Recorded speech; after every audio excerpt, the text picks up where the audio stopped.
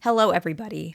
I'm a practicing therapist and I am also a doctoral student of psychology. Today, we're going to go over methods to try and get out of the friend zone as fast as possible with an avoidant.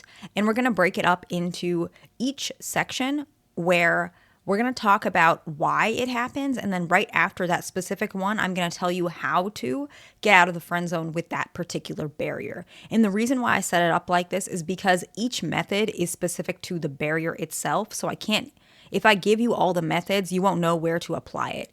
And this does work, but it of course matters depending on a lot of things. But this technique can help, at least for you to know where your friend or partner is at. Also, to understand that sometimes individuals who are in the friend zone, you think you're in the friend zone, but you're not. It's just your partner hasn't labeled it. But if you guys are romantic or going on dates or even intimate, and you guys have been together for a long time, it's likely you guys aren't friends, you're something more, but your partner just doesn't want to label it. And I've made a video on why avoidants don't want to label the relationship, and you can look back on that. But this video was highly requested. So let's go ahead and get right into it. The very first reason avoidants keep you in the friend zone is because they struggle with control and they prefer things in a more rigid fashion. Now, avoidants often desire to control their relationships. They prefer to dictate the pace and terms. And so by you being kept in the friend zone, or you not really knowing where the relationship is going, but they do, that means you can't spring on them expectations. You can't expect them to do something or get upset if they don't do something, because what's going to end up happening is the barrier of the friendship is going to make you feel like, okay, I shouldn't say that, we're just friends. However, in their mind, whether it's usually subconscious, so it's not conscious, they can still have all the romance and the relationship needs with you. And typically with this particular one, if this is the barrier, slowly it's going to turn into a relationship when they feel like the timing and pace is their own and they feel like you are okay with that. And so they may not be responsive to requests originally with others. Like if you're saying, hey, can we go on a date? They might not be responsive. But if you reword it and maybe make it more gentle, then they might be more responsive, and they start realizing that you're okay with doing things on their own timing if they tell you, no, I don't want to do that, or they want to modify it to their perspective and you're okay with that. What ends up happening is they start realizing that having a romantic relationship with you is safe. And so they're more willing to. And so if this is the barrier, what you can do is you can reciprocate their acts of love, and as the rapport builds, slowly prompt for more closeness, slowly. And typically what happens is they're more likely to open up. If they are not, you can step back a little bit and wait and try again. Or of course, you can recognize that maybe this relationship is not for you.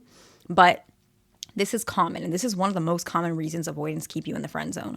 The next one is fear of disappointment, where they are actually afraid to disappoint you. Avoidants fear disappointing their partners, and if they feel like you may have high expectations in romantic relationships compared to friendships, this is a lot easier for them to not disappoint you. So keeping relationships platonic allows them to stay away from that potential disappointment. It allows them to recognize that they can give you all their love without you having to be disappointed if they can't do it, because they know somewhere inside they're going to disappoint you if you guys are in a romantic relationship. They know that because they've experienced that in their own life. They've had these experiences, and they really want to make sure that they don't lose you because of that disappointment. And so it's very important to communicate in general, both directly and indirectly, that you don't have high expectations, and always tell them you appreciate them as they are. Suggest that this is a relationship that you value and that you appreciate them, and that if you ever get disappointed, that doesn't mean you're going to leave. If you ever get upset, you know that it's not the end of the world. And so if they recognize that your expectations do not go in such an extreme fashion in their perspective, they are more likely to want to turn it into something romantic. And at one point, if you feel like they trust you, why not you test the waters? Prompt it and see what happens.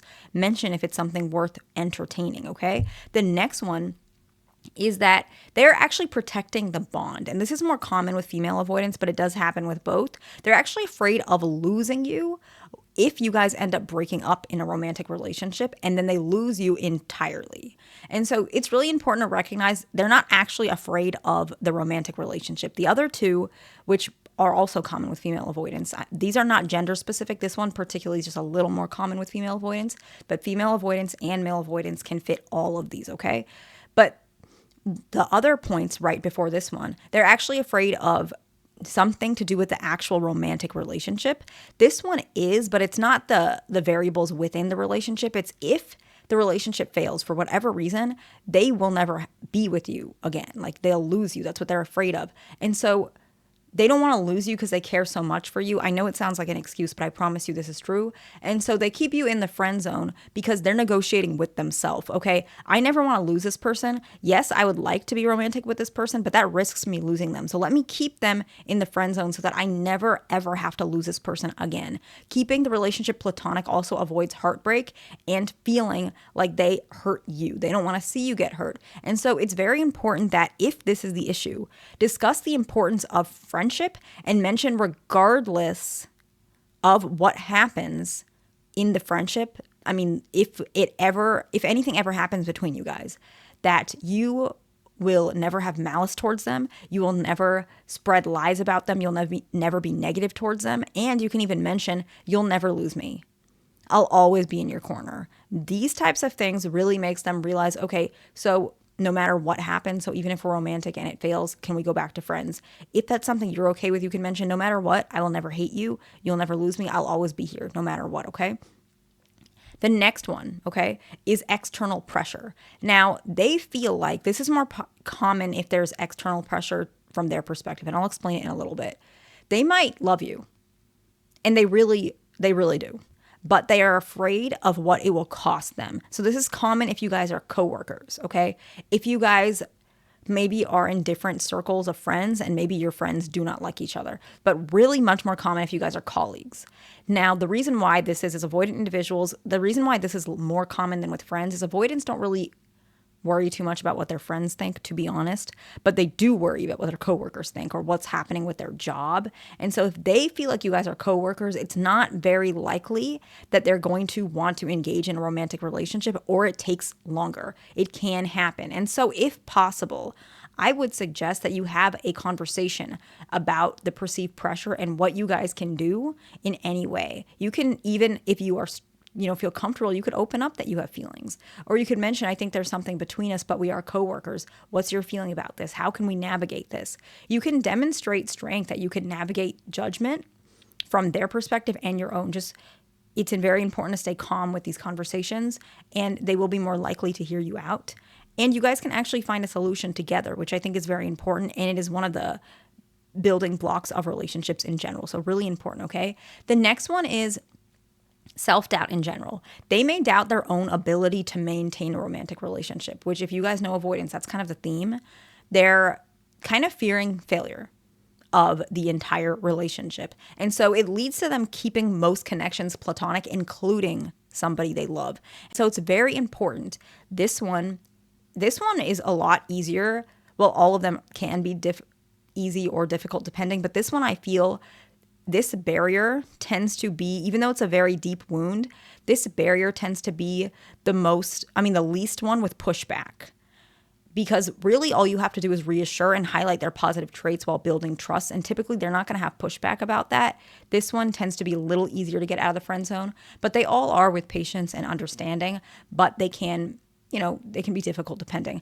So self-doubt, it would be that they just don't feel like they're good enough for relationships, and you reassure them. You tell them that they are. You reassure that, you are, you're a great shoulder to cry on. I appreciate you always listening to me. You're the first person I call. You are good at this. Whatever you need to say to make them feel reassured without making it seem ingenuine or repetitive. Bring it up in a way that comes true to how you perceive them and who they are, okay? So the points are the reason that they friend zone you could be they're rigid. And so usually it takes rapport and reciprocating their acts of love while slowly prompting, okay? We're going to summarize. The next one is they are afraid to disappoint you. So communicate you don't have high expectations. They're afraid to protect the bond. They're protecting the bond. They're afraid to lose you. So mention that you'll never lose me even if we break up. External pressure. Have a conversation. What's the pressure going on? If it's coworkers, see how you can make it work. And then self-doubt, reassure them, okay? So I hope this video was helpful to somebody. Please like, subscribe, and I will see you in the next one.